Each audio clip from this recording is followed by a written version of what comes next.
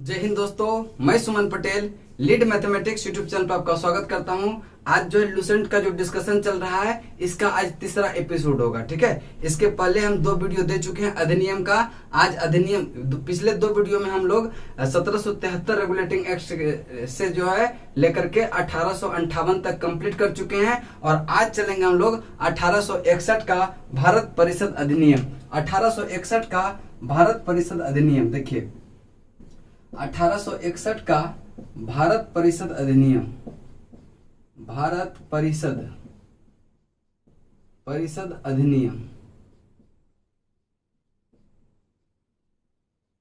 ठीक है, 1861 का भारत परिषद अधिनियम।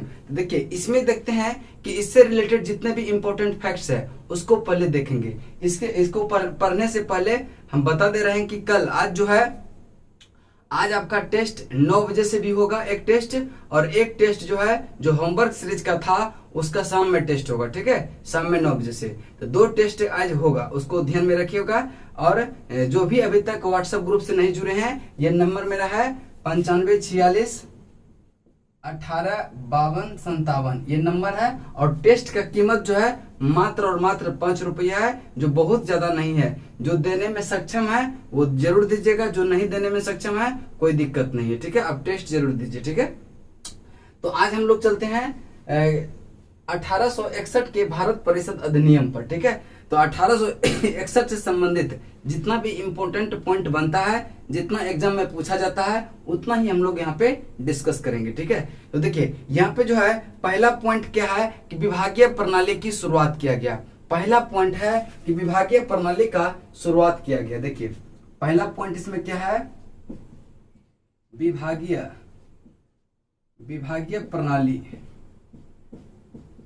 प्रणाली की शुरुआत किया गया।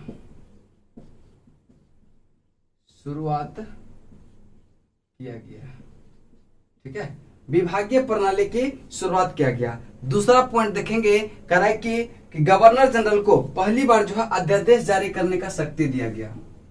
गवर्नर जनरल को पहली बार अध्यादेश जारी करने की शक्ति प्रदान किया गया। ठीक है, देखिए 1861 के तहत क्या क्या दो पॉइंट, विभागीय प्रणाली की शुरुआत किया गया। उसके बाद दूसरा पॉइंट है कि गवर्नर जनरल को पहली बार जो है अध्यादेश जारी करने का शक्ति प्रदान किया गया। अध्यादेश जारी करने का शक्ति प्रदान किया गया। एक मिनट,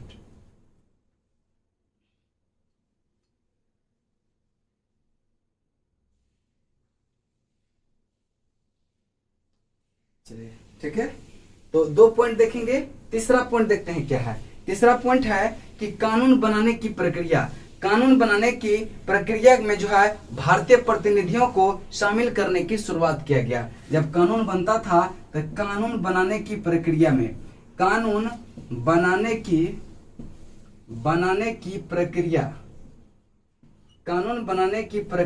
जो है भारतीय प्रतिनिधियों को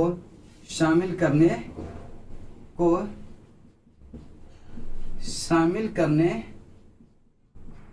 का प्रबंध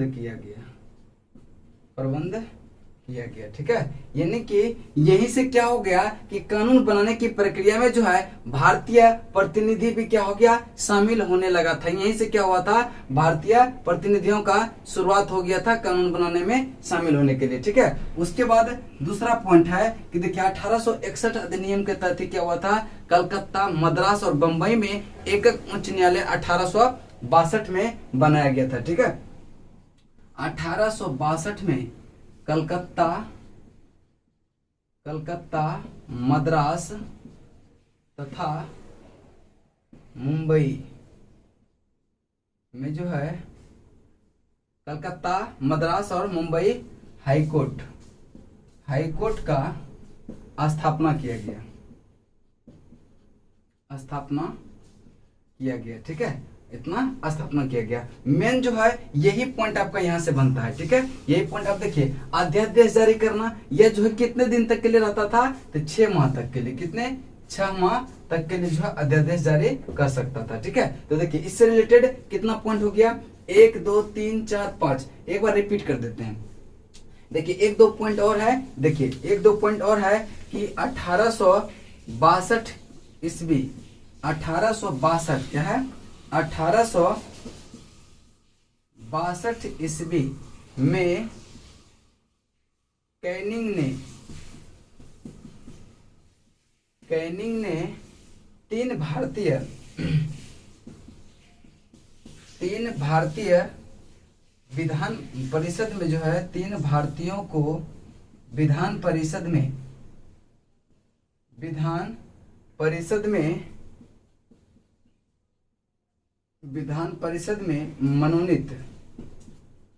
मनोनीत किया। पहला कौन है, बनारस के राजा,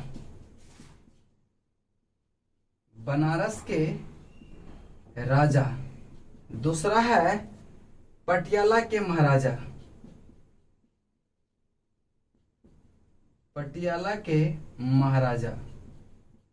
और तीसरा है दिनकर राव। ठीक है, तीसरा है दिनकर राव।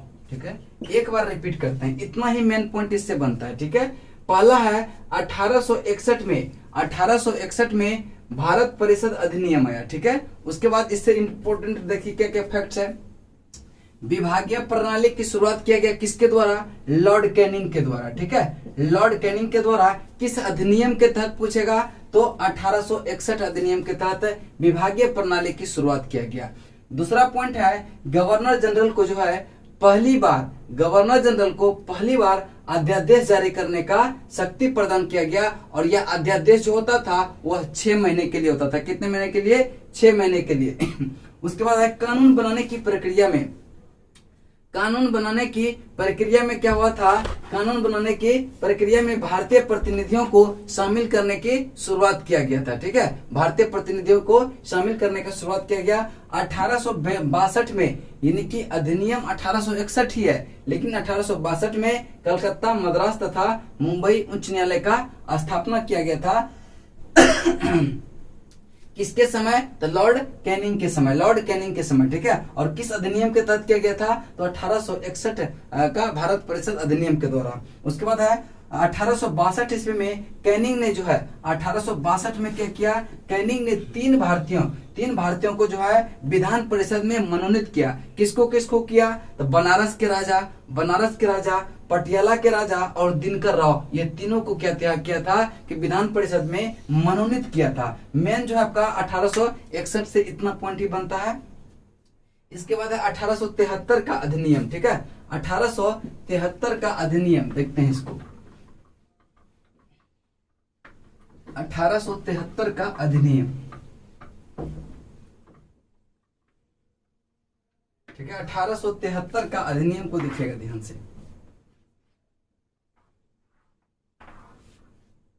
1873 का अधिनियम। ठीक है, 1873 का अधिनियम। ठीक है, तो देखिए इसमें मात्र 2 पॉइंट को याद रखना आपको। 1873 अधिनियम में मात्र 2 पॉइंट को याद रखना है। पहला पॉइंट है ईस्ट इंडिया कंपनी को जो है किसी भी समय भंग किया जा सकता है। इसमें पहला बात कहा गया कि ईस्ट इंडिया कंपनी को किसी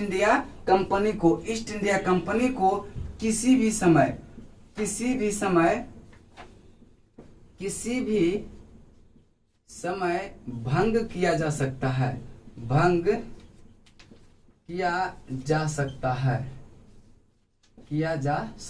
ठीक है, ध्यान रखिएगा कि 1873 अधिनियम के द्वारा क्या कहा गया, पहला पॉइंट कहा गया इसमें कि अब जो है ईस्ट इंडिया कंपनी को कभी भी भंग किया जा सकता है। और दूसरा पॉइंट इसमें क्या है कि 1 जनवरी 1874 को जो है ईस्ट इंडिया कंपनी को औपचारिक रूप से भंग कर दिया गया। कब, 1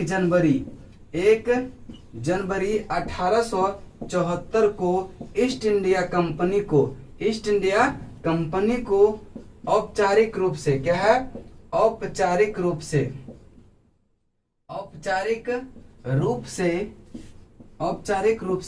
भंग कर दिया। ठीक है, भंग कर दिया। ठीक है, इसको ध्यान में रखिएगा। तो 1873 से 2 पॉइंट याद रखना है। पहला पॉइंट है कि ईस्ट इंडिया कंपनी को किसी भी समय भंग किया जा सकता है, और दूसरा पॉइंट है कि 1 जनवरी 1874 को ईस्ट इंडिया कंपनी को औपचारिक रूप से भंग कर दिया गया। ठीक है, औपचारिक रूप से भंग कर दिया गया। चलिए उसके बाद चलते हैं शाही उपाधि अधिनियम 1876। शाही उपाधि अधिनियम 1876, देखिएगा इसको,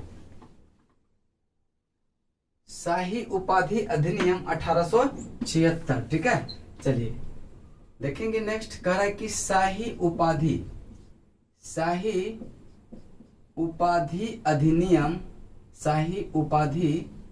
अधिनियम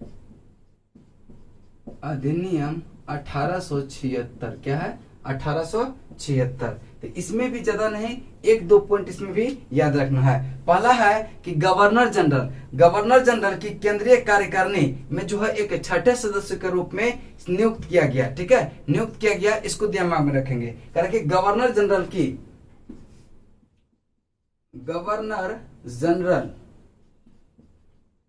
जनरल की परिषद में छठे सदस्य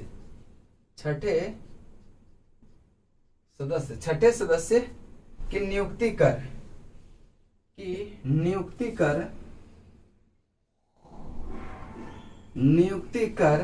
छठे सदस्य की नियुक्ति कर उसे लोक निर्माण, क्या है, उसे लोक निर्माण विभाग का कार्य सौंपा गया। लोक निर्माण विभाग का कार्य सौंपा गया। मेन यही पॉइंट इसमें याद रखना है। ठीक है, मेन यही पॉइंट याद रखना है कि शाही उपाधि अधिनियम के तहत क्या गया था कि गवर्नर जनरल की परिषद में एक छठे सदस्य की नियुक्ति किया गया, और उसे जो है लोक निर्माण विभाग का कार्य सौंपा गया। मेन इससे यही पॉइंट आता है। इसके बाद आता है 1892 का भारत परिषद अधिनियम। इसके बाद आता है 1892 का भारत परिषद अधिनियम। इसमें भी 2 पॉइंट मात्र याद रखना है आपको। 1892 का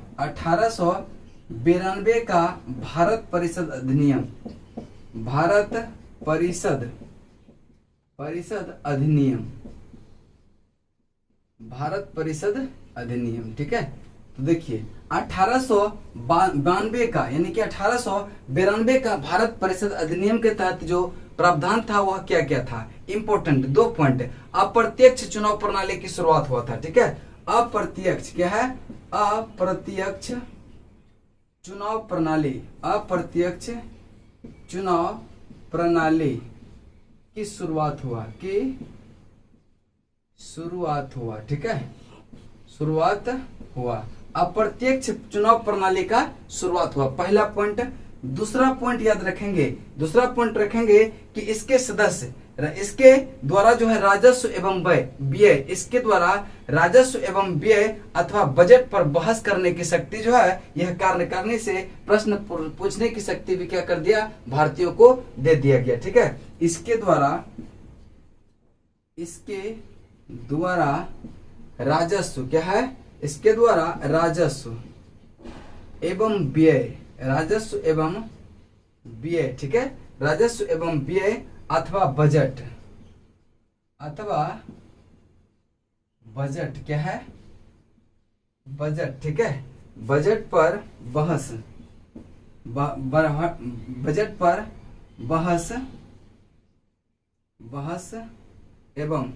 करने एवं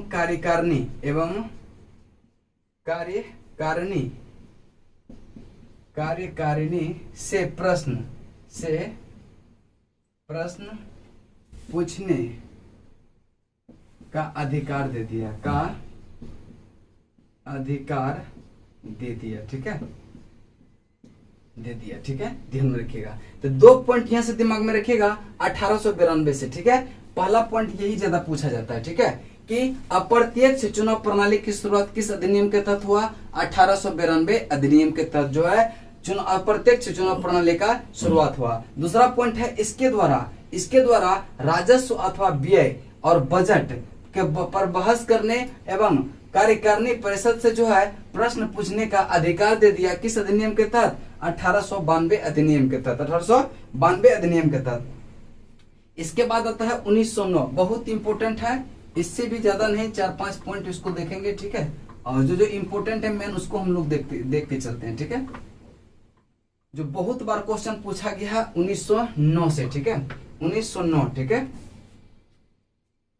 1909 का भारत परिषद अधिनियम, 1909 का भारत परिषद अधिनियम, भारत परिषद अधिनियम,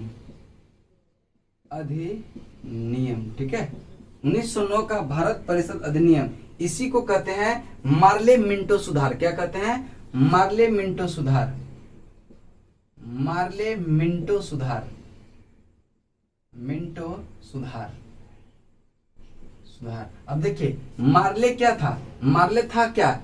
भारत का राज सचिव था जो कि इंग्लैंड में रहता था, और मिंटो क्या था? यहाँ का गवर्नर था। ठीक है, तो देखिए 1919 का भारत परिषद अधिनियम। अब देखिए 1919, इसमें जो इंपोर्टेंट प्रश्न है उसको हम लोग कवर करते हैं। ठीक है, तो देखिए पहला पॉइंट है कि पहली बार जो है मुस्लिम संप्रदाय के लिए पृथक निर्वाचन का प्रतिनिधित्व उपलब्ध प्रबंध किया गया। ठीक है, इनकी पहला पॉइंट क्या है कि मुस्लिम पहली बार मुस्लिम संप्रदाय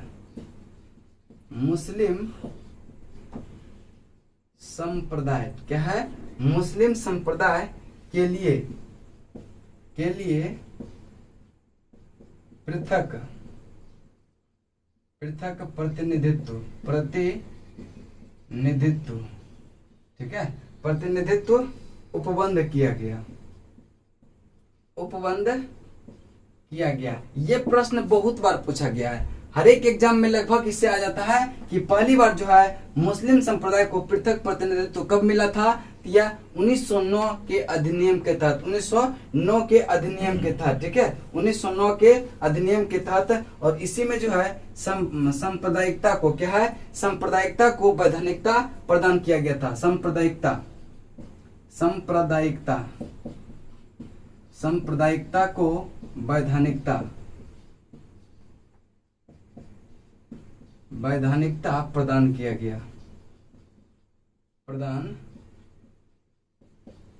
ठीक है, सांप्रदायिकता को जो है पहली बार वैधानिकता प्रदान किया गया। ठीक है, और भारत सरकार अधिनियम के तहत पहली बार विधायी के कुछ निर्वाचित प्रतिनिधित्व को भी क्या किया गया था? इसमें मंजूरी मिला था। और देखिए इसमें है नेक्स्ट पॉइंट देखेंगे, सांप्रदायिक निर्वाचन के जनक। एक क्वेश्चन पूछता है सांप्रदायिक निर्वाचन के जनक,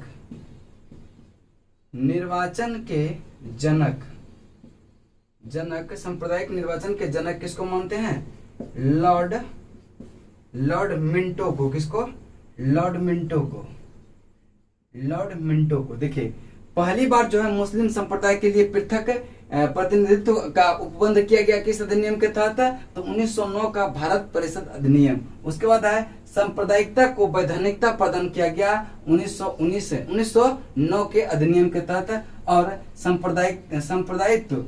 सांप्रदायिक का निर्वाचन के जनक जो है वो किसको कहते हैं? लॉर्ड मिंटो को। किसको? लॉर्ड मिंटो को। ठीक है, सांप्रदायिक के निर्वाचन के जनक किसके कहते हैं? लॉर्ड मिंटो को, लॉर्ड मिंटो। उसके बाद अगला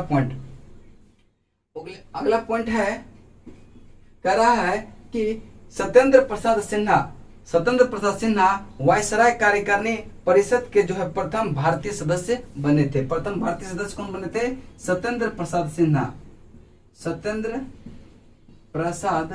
सिन्हा। ठीक है, सत्येंद्र प्रसाद सिन्हा जो थे क्या बने थे? प्रथम भारतीय सदस्य बने थे। प्रथम भारतीय सदस्य बने थे, ठीक है, कार्यपालिका परिषद में, ठीक है, कार्यपालिका परिषद में, ठीक है, इसको आप ध्यान में रखिएगा। तो यहाँ से आप लोग इतना पॉइंट याद रखेंगे। 1909 से मात्र मेन यही पूछा जाता है क्या, पहली बार जो है मुस्लिम संप्रदाय को पृथक निर्वाचन के लिए जो है उपबंध किया गया था, किस अधिनियम के तहत, तो ये किया गया था 1909 के अधिनियम के तहत, और सांप्रदायिकता को वैधानिकता प्रदान किया गया, ये भी आपका 1909 में। और सांप्रदायिक निर्वाचन के जनक जो है वह लॉर्ड मिंटो को कहते हैं, किसको कहते हैं, लॉर्ड मिंटो को। और स्वतंत्र प्रसाद सिन्हा को जो है कार्यकारिणी परिषद में प्रथम भारतीय के तौर पर नियुक्त किया। मेन जो है आपका यहीं तक आपका पूछता है 1909 से, ठीक है। इसके बाद जो आता है आपका 1919, ठीक है, 1919। चलिए एक देख लेते हैं अभी 1919 का, ठीक है।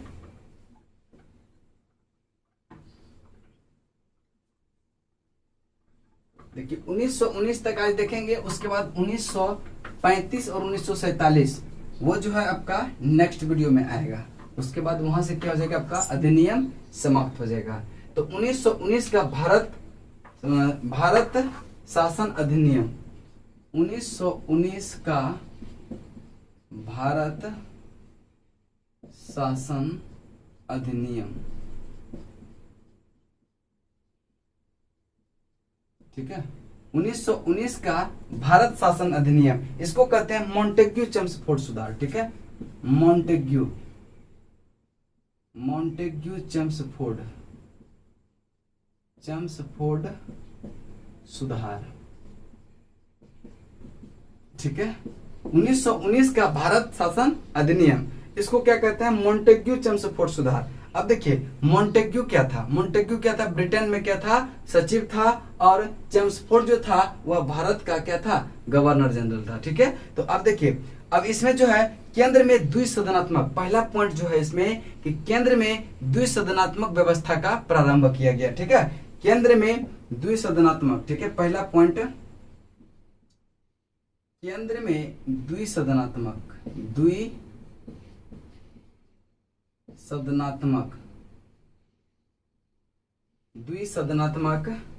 विधायिका, क्या है,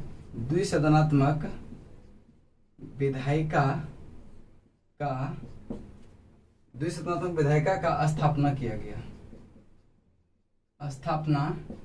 गया, ठीक है। देखिए केंद्र में द्वैध शासन नहीं कर रहा है, द्विसदनात्मक यानी कि दो सदन की बात करें केंद्र में, तो यह 1919 अधिनियम के तहत। लेकिन अगर द्विसदनात्मक पूछे तो क्या हो जाएगा, 1919। लेकिन केंद्र में द्वैध शासन पूछे तो 1935, ध्यान में रखिएगा। द्वैध शासन और द्विसदनात्मक, सदनात्मक मतलब क्या, सदन। इसमें जो है राज्य परिषद क्या होता था, एक राज्य परिषद, और एक होता था क्या, एक होता था आपका केंद्रीय विधान परिषद, ठीक है, केंद्रीय विधान परिषद, ठीक है। तो देखिए द्विसदनात्मक मतलब दो सदन, एक होगा क्या, राज्य परिषद, और एक है क्या, केंद्रीय विधान परिषद। इसको कहते थे उच्च सदन, क्या कहते थे, उच्च सदन, और इसको कहते थे निम्न सदन, ठीक है। इसको केंद्रीय विधान परिषद को क्या कहते थे, निम्न सदन कहते थे, ठीक है, इसको निम्न सदन कहते थे। अब देखिए राज्य परिषद में जो था वह सदस्य, इसको जैसे उच्च सदन है, राज्य परिषद क्या है, राज्य परिषद, इसको कहते थे क्या, उच्च सदन। अब देखिए उच्च सदन में कुल सदस्य की संख्या, उच्च सदन में कुल सदस्य की संख्या जो था वह 60 था। कितना था, टोटल सदस्य की संख्या कितना था, 60 था। कितना था, 60 था, जिसमें निर्वाचित सदस्य की संख्या, निर्वाचित सदस्य की संख्या कितना था, 34। और इसका कार्यकाल जो होता था 5 वर्ष का। कितने वर्ष का, 5 वर्ष का होता था, ठीक है। उसके बाद है केंद्रीय विधानसभा, क्या है, केंद्रीय विधानसभा,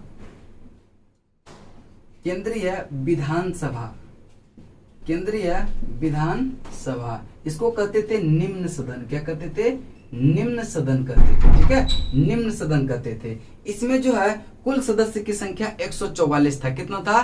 कुल सदस्य की संख्या 144 और निर्वाचित का संख्या 104 था। 40 जो है मनोनीत था, ठीक है। टोटल सदस्य की संख्या कितना था? टोटल सदस्य की संख्या जो था कितना? 144। निर्वाचित था 104। कितना? 104। निर्वाचित संख्या कितना था? 104 था और 40 था मनोनीत, ठीक है। मनोनीत कितना था? 40 था। अब देखिए यहां तक आपका देख लेंगे 1919 का भारत शासन अधिनियम में क्या क्या हुआ। पहला पॉइंट है कि 1919 अधिनियम के तहत ही केंद्र में द्विसदनात्मक विधायिका का स्थापना किया गया। इसमें द्विसदनात्मक मतलब कि दो सदन, एक सदन था राज्य परिषद और एक था केंद्रीय विधान परिषद। राज्य परिषद जो था वह उच्च सदन था, राज्य विधान परिषद क्या था? उच्च सदन था, और केंद्रीय विधान परिषद जो था वह निम्न सदन था। अब देखिए राज्य परिषद के बारे में देखते हैं। राज्य परिषद जो था वह उच्च सदन था। क्या था? उच्च सदन था। इसमें टोटल सदस्य की संख्या 60 था। कितना था? टोटल सदस्य की संख्या 60 था और इसमें जो है इसमें टोटल सदस्य की संख्या कितना था? 60। किसमें? राज्य विधान परिषद में। और निर्वाचित सदस्य की संख्या कितना था? 34। टोटल सदस्य 60, निर्वाचित सदस्य 34 और इसका कार्यकाल जो होता था 5 वर्ष का। कितना वर्ष का?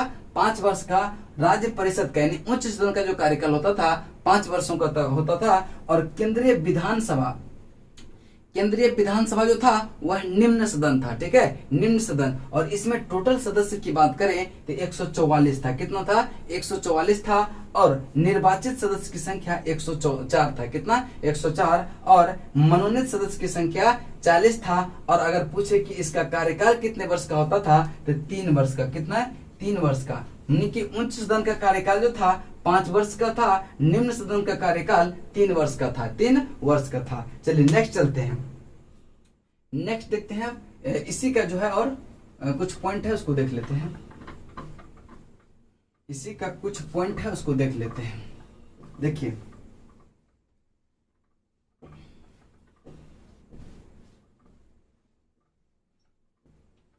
चलिए देख लेते हैं इसको एक बार। नेक्स्ट पॉइंट करा कि देखिए एक क्या था? राज्य परिषद था, एक था केंद्रीय विधान परिषद।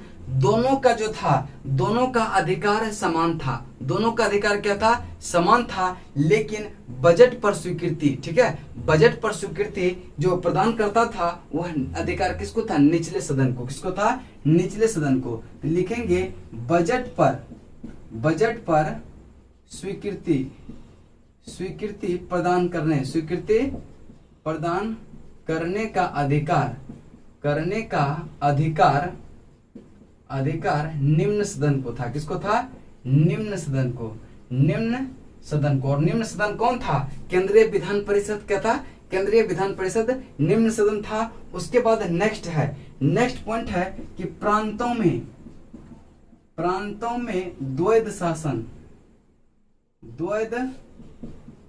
शासन लागू किया गया, ठीक है। केंद्र में द्विसदनात्मक व्यवस्था लागू किया गया 1919 के तहत। प्रांतों में द्वैध शासन लागू किया गया 1919 के तहत। उसके बाद नेक्स्ट देखिए कह रहा है कि प्रांतीय विषय को जो है 2 भागों में बांट दिया। प्रांतीय विषय को कितने भागों में बांट दिया? 2 भागों में। प्रांतीय विषय को 2 भागों में बांट दिया। 2 भागों में बांट दिया, ठीक है। 2 भागों में बांट दिया। एक था आरक्षित भाग। कौन सा? आरक्षित भाग। और एक था हस्तांतरित, ठीक है। कौन था? हस्तांतरित।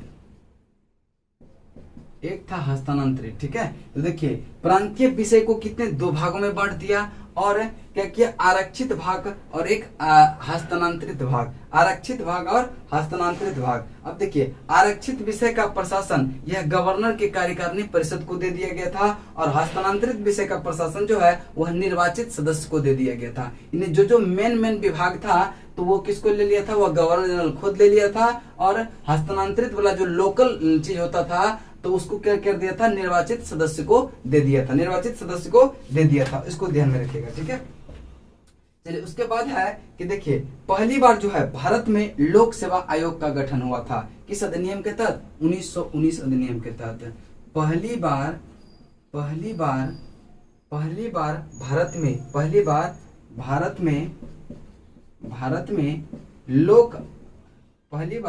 भारत में लोक सेवा आयोग, क्या है? लोक सेवा आयोग का गठन हुआ था और 1926 में क्या हुआ था? ली आयोग आया था। ठीक है, 1926 में क्या हुआ था? ली आयोग आया था। ठीक है, ली आयोग जो था की सिफारिश पर सिविल सेवा की भर्ती का जो है केंद्रीय लोक सेवा आयोग का गठन किया गया था, ली आयोग से संबंधित था। ठीक है, तो देखिए पहली बार जो है लोक आयोग का गठन किया गया था किस अधिनियम के तहत? 1919 अधिनियम के तहत, और ली आयोग भी इसी अधिनियम के तहत आया था जिसमें कि लोक सेवक से ही संबंधित था, लोक सेवा आयोग से ही संबंधित था। ठीक है, बस उसके बाद देखिए यहाँ पे क्या कर दिया कि 1909 में क्या था? सिर्फ मुस्लिम को सांप्रदायिकता दिया गया था। यहाँ पे जो है सिख, भारतीय, ईसाई, ठीक है, सांप्रदायिक आधार पर, ठीक है, सांप्रदायिक आधार, ठीक है, सांप्रदायिक आधार पर सिख, उसके बाद है सिख, भारतीय,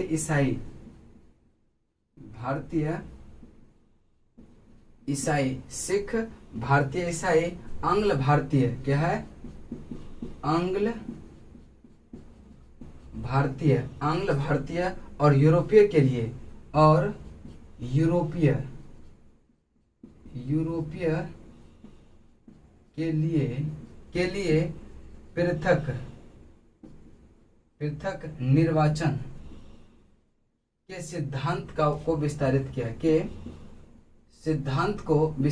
देखिए बजट पर स्वीकृति प्रदान करने का अधिकार यह जो है निम्न सदन को था। किसको था? निम्न सदन को। प्रांतों में द्वैध शासन लागू किया 1919, ठीक है, 1919। उसके बाद जो है प्रांतीय विषय को जो है दो भागों में बांटा गया था, एक आरक्षित था और एक हस्तांतरित। तो आरक्षित विषय वाला जो मेन विभाग था वह गवर्नर जनरल अपने पास रख लिया था, और हस्तांतरित वाला को निर्वाचित सदस्य को दे दिया गया था, जो कि लोकल चीज होता था। उसके बाद है पहली बार जो है भारत में लोक सेवा आयोग का जो गठन हुआ था यह 1919 अधिनियम के तहत ही हुआ था। सांप्रदायिक आधार पर 1909 में क्या किया गया था? सिर्फ मुसलमान को दिया गया था। इसमें जो है 1919 के तहत सिख को दे दिया गया, भारतीय ईसाई को दे दिया, आंग्ल भारतीयों को और यूरोपियों को भी दे दिया गया था पृथक निर्वाचन के लिए। ठीक है, यहाँ तक आपका क्या हो गया? यहाँ तक आपका 1919 जो है यह कंप्लीट होता है। ठीक है, 1919 कंप्लीट होता है। इसके बाद जो है 1935 और 1947 ये दोनों आपका क्या बच गया, जो कि नेक्स्ट वीडियो में हम लोग कवर करेंगे। तो आज जो है जितना पॉइंट हम करवाए हैं कहां से? 1861 से एक बार रिकॉल कर देते हैं। ठीक है, देखिए 1861 अधिनियम में क्या क्या हुआ था? तो पहला पॉइंट था विभागीय प्रणाली की शुरुआत हुआ था। किसके समय हुआ था? लॉर्ड कैनिंग के समय। दूसरा पॉइंट था गवर्नर जनरल को पहली बार जो है अध्यादेश जारी करने का शक्ति प्रदान किया गया था 1861 अधिनियम के तहत। किसके तहत? 1861 अधिनियम के तहत। उसके बाद है कानून बनाने की प्रक्रिया में जो है भारतीय प्रतिनिधियों को भी शामिल करने का शुरुआत किया गया था 1861 अधिनियम के तहत। उसके बाद है 1862 में जो है कलकत्ता, मद्रास और बंबई में एक उच्चतम न्यायालय की स्थापना किया गया, जो कि 1861 अधिनियम के तहत ही किया गया था। उसके बाद 1862 में कैनिंग ने तीन भारतीयों को विधान परिषद में मनोनीत किया। पहला जो था वह बनारस का राजा, दूसरा था पटियाला का राजा और तीसरा था दिनकर राव। कौन था? दिनकर राव। उसके बाद हम बताए 1873 का अधिनियम। किसका? 1873 का अधिनियम। इसमें था कि ईस्ट इंडिया कंपनी को किसी भी समय जो है भंग किया जा सकता है, और ईस्ट इंडिया कंपनी को 1 जनवरी 1874 को औपचारिक रूप से भंग कर दिया। उसके बाद जो है शाही उपाधि अधिनियम 1876 आता है। उसमें यह प्रावधान किया गया कि गवर्नर जनरल की केंद्रीय कार्यकारिणी परिषद में जो है केंद्रीय कार्यकारिणी परिषद के 6ठे सदस्य की नियुक्ति किया गया, और उसको जो है लोक निर्माण विभाग का जो है कार्य सौंपा गया। उसके बाद 1892 में 2 पॉइंट बताए कि अप्रत्यक्ष चुनाव प्रणाली की शुरुआत किया गया। अप्रत्यक्ष चुनाव प्रणाली का शुरुआत किया गया, और इसके द्वारा जो है राजस्व एवं व्यय, राजस्व एवं व्यय व्यवस्था अथवा बजट पर बहस करने तथा कार्य करने से जो है प्रश्न पूछने का भी अधिकार भारतीयों को दे दिया गया था 1892 अधिनियम के तहत। 1909, ठीक है, 1909 को ही क्या कहते हैं, मार्ले मिंटो सुधार। इसमें बताए थे कि सांप्रदायिक निर्वाचन के जनक जो किसको मानते हैं, लॉर्ड मिंटो को। किसको, लॉर्ड मिंटो को। और पहली बार जो है मुस्लिम संप्रदाय को निर्वाचन के लिए जो है क्या किया था, पृथक अधिकार दिया था इसमें 1909 के तहत। और भारत सरकार अधिनियम के तहत पहली बार विधायिका में जो है कुछ निर्वाचित प्रतिनिधित्व शामिल को मंजूरी दिया था। और उसके बाद है सांप्रदायिकता को जो है वैधानिकता प्रदान किया गया था 1909 अधिनियम के तहत। उसके बाद आता है आपका कि केंद्र और प्रांतीय विधान परिषद, केंद्र और प्रांतीय विधान परिषद पहली बार बजट पर वाद विवाद करने और सार्वजनिक हित के विषय पर प्रस्ताव पेश करने तथा पूरक प्रश्न पूछने का भी अधिकार दे दिया गया था। उसके बाद है स्वतंत्र प्रसाद सिन्हा को वायसराय की कार्यकारिणी परिषद में क्या कर दिया था कि इसको प्रथम भारतीय सदस्य नियुक्त किया था और उन्हें को विधि सदस्य भी बनाया गया था। उसके बाद हम बताए 1919 में बताए थे केंद्र में जो है द्विसदनात्मक व्यवस्था लागू किया गया था। 1919 अधिनियम के तहत केंद्र में द्विसदनात्मक मतलब 2 सदन, एक है उच्च सदन और एक निम्न सदन। राज्य परिषद को क्या कहते थे, उसको कहते थे उच्च सदन, और केंद्रीय विधान परिषद को निम्न सदन कहते थे। और राज्य परिषद में जो था वह टोटल सदस्य की संख्या 60 था और इसमें निर्वाचित सदस्य की संख्या 34 और इसका कार्यकाल जो होता था वह 5 वर्ष का था। मनोनीत सदस्य की संख्या इसमें 26 था। कितना था, 26। उसके बाद केंद्रीय विधानसभा के बारे में बताए कि केंद्रीय विधानसभा में जो है यह निम्न सदन था और इसमें टोटल सदस्य की संख्या जो था 144 था, जिसमें 104 जो होता था निर्वाचित होता था और 40 जो है मनोनीत होता था और इसका कार्यकाल 3 वर्ष का होता था। और देखिए दोनों सदनों का जो कार्य था वह लगभग समान था, लेकिन बजट पर बहस करने का जो अधिकार था वह निम्न सदन को होता था। किसको होता था, निम्न सदन को होता था, यानी केंद्रीय विधान परिषद को होता था। उसके बाद प्रांत में जो है द्वैध शासन, ठीक है, प्रांतों में द्वैध शासन लागू किया किसके तहत, 1919 अधिनियम के तहत। लेकिन अगर केंद्र में द्वैध शासन पूछे तो यह आपको 1935 अधिनियम के तहत लगाया गया था। ठीक है, उसके बाद देखिए प्रांतीय विभाग को 2 भागों में बांट दिया था, एक हस्तांतरित था और एक था आरक्षित। तो आरक्षित विषय का जो मेन चीज था वह गवर्नर जनरल अपने पास रख लिया था और हस्तांतरित वाला निर्वाचित सदस्य को दे दिया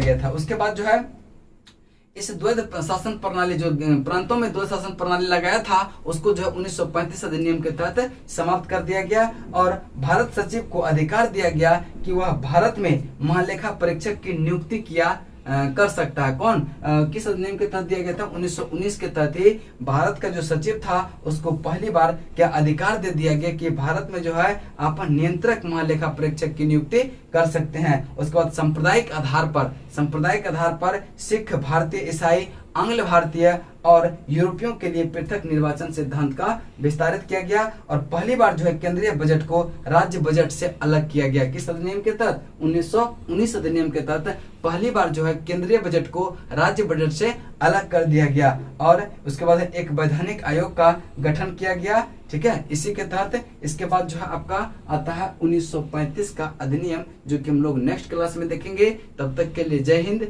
जय भारत।